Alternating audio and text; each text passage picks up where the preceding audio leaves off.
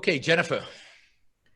Oh, what do you say to a Christian who says that I am being selfish because I'm doing all this because I want to get into heaven and have eternal paradise, so that's why I'm doing it? Yeah, I'd say you can't separate selfishness from reason, and given that because reason is a basic means of survival, you can't separate the two. And given that believing the afterlife is unreasonable, it goes against reason. It's a rejection of reason. Then it doesn't count. You're just basically delusional. And any God, I mean, I'd also say this just for fun, right, to piss him off. Any God that would want you to sacrifice in this life so you can be happy in the next is not a God worth believing in. Why does he want to sacrifice? What's he, I don't know, a sadomasochist? Yeah. Is he a masochistic God, or is he a God that needs to be worshipped? I mean, I never understood a God that would want you to pray every day, or a God that will want you to give your life to Jesus. I mean, what does that even mean? And, you know, a good God would say, live a good life. And if you go to life, you go to heaven. If you live a lousy life, you go to hell, and leave you alone. Why would he want constant adoration? What kind of God has such low self-esteem and is so narcissistic that needs constant adoration? So, I mean, Judaism, you have to sacrifice a goat or whatever. Why does God care? You know, why is he so obsessed with himself? So God of the monotheistic gods are very, and this is true of the Greek gods, they're very narcissistic, very, very narcissistic, and very sadistic. I mean, God, what he does in the Old Testament, I mean, what he does to Job, I mean, it's very sadistic. So, you know, I think that's worth pointing out to people. If only you watch them squirm and get really, really upset. I've said I'd rather go to hell than sit there and have to approve of the stuff God does to, you know, torture children and stuff like that. What kind of God is There's a wonderful book by Robert Heinlein, I can't remember the name, where he describes hell and heaven. And you know, God and the devil are these brothers always fighting.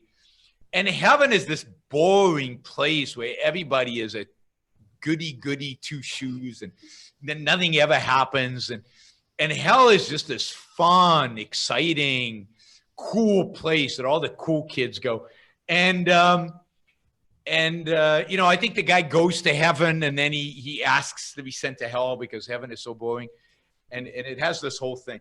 Anyway, Heinlein could write funny stories around these kind of things and pretty much offend everybody. I mean, that was, I think, expertise. I call it objectivism. All right. Meaning a philosophy based on objective reality. Now let me explain it as briefly as I can. First, my philosophy is based on the concept that reality exists as an objective absolute. That man's mind, reason, is his means of perceiving it. And that man needs a rational morality. I am primarily the creator of a new code of morality which has so far been believed impossible, namely a morality not based on faith. On faith. Not on faith, not on arbitrary whim, not on emotion, not on arbitrary edict, mystical or social, but on reason. A morality which can be proved by means of logic, which can be demonstrated to be true and necessary. How does objectivism differ from the philosophies that many of us have been exposed to in our youths? Philosophies based upon religions, theologians, dogmatists. The very first difference, objectivism tells you that it is not right, it is not proper to man to take anything on faith. Religion is a matter of faith. You accept a religion emotionally or because you were born to it. You have not chosen it rationally. What objectivism will tell you is that reason, man's reason, is his basic means of survival. That is the most important faculty which he has, and he has to guide his life and make his choices by means of his rational faculty. He has to make his own choices, but he has to know how to make them it is immoral for him to act on his emotions, to be guided by the whim of the moment. That objectivism holds as very wrong, very immoral.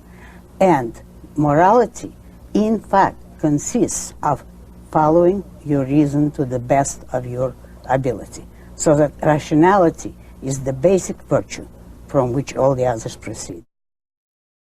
My morality is based on man's life as a standard of value.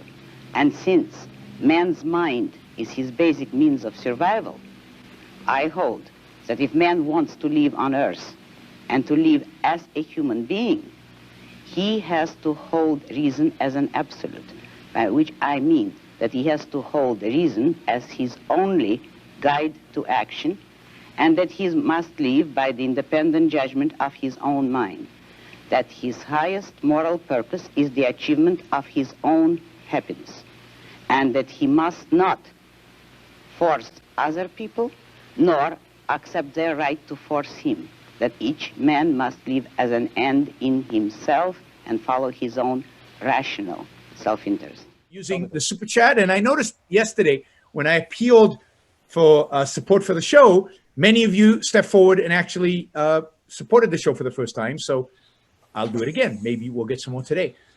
If you like what you're hearing, if you appreciate what I'm doing, then I appreciate your support. Those of you who don't yet support the show, please take this opportunity. Go to yaronbrookshow.com/support or go to subscribestar.com, Yaron Brook Show, and make a kind of a monthly contribution to keep this going. I'm not sure when the next